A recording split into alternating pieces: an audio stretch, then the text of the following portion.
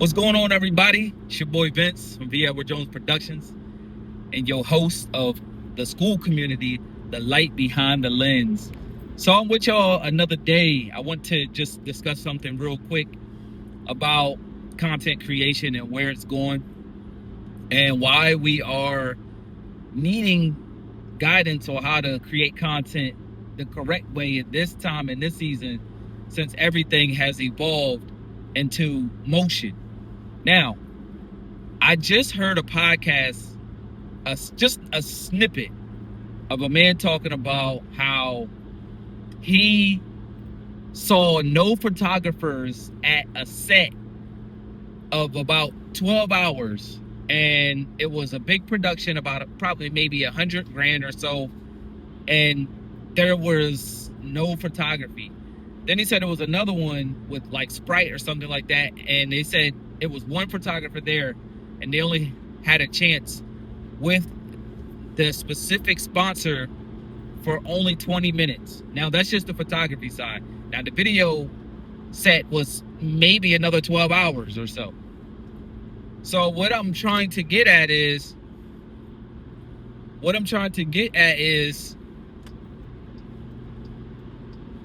sorry about that. Somebody was switching lanes as I was switching lanes as well.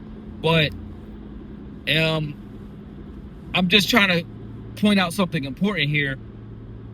And that is, photos are kind of phasing out because, for one, you can create a photo on AI like it's nothing. So really, photos aren't really adding value as much. Now, you can still do AI video and things like that, but think of it as, okay, well, I need to show behind the scenes content now that AI is so sufficient with giving you 8 seconds of your best self.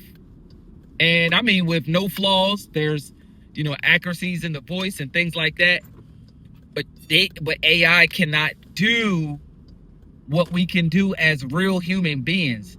It cannot give you that behind the scenes content of you actually creating it. So now I think this time in this season, if you're a creator, you need to show the behind the scenes, show the raw and real uncut things. So people can determine, okay, this is not AI. This is actually someone taking the time out to create it.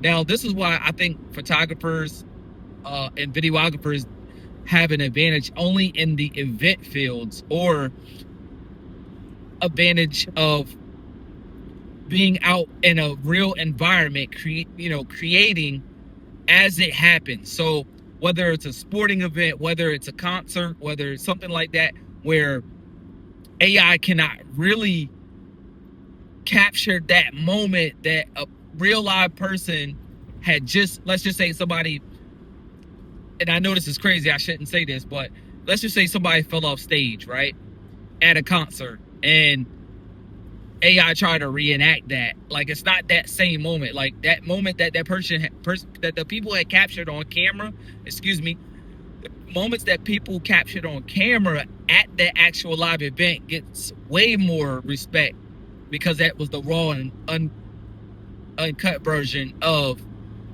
what was captured. So this is where we have the advantage as photographers and videographers and creators as a whole. Now, I just think, for me, there's no better place than now to actually pivot into doing events, or so let's just say corporate events, let's say weddings, let's say sporting events. There's possibilities in every last one of those. I mean, there's way more, obviously, because you got quinceañeras, you have sweet 16 birthday parties, or just birthday parties in general, because at that party they're going to want photo at the very least. But if you add video as well, add that value, for one, you could up your prices, as well as being able to take advantage of giving them more value when it comes to, let's just say, all right, I can offer you reels and clips to put out before your actual event. I can offer you even after your event. You can have reels and short form content, so that way you can promote. Now, I'm just going to give you a little bit of what I do now, so that way you can understand. I'm getting ready to have content creation days, so that way I can we're going to make hours of content and break it down into different pieces, because for one, we're going to be teaching classes and courses and being able to build a community with what we're doing, because not a lot of people can pivot and do these type of things. You have to be taught how to do it if you don't want to take that long time having to learn on your own. If you go on to YouTube, or if you're going to any other learning platform, I think this is the perfect time to pivot into learning how to do content creation, so that way you can offer these pieces of content to whoever you are dealing with, whether it's at an event, whether it's someone that you just did headshots for, whether it's a corporation, whatever you may do. You have to be able to pivot and make the best of it.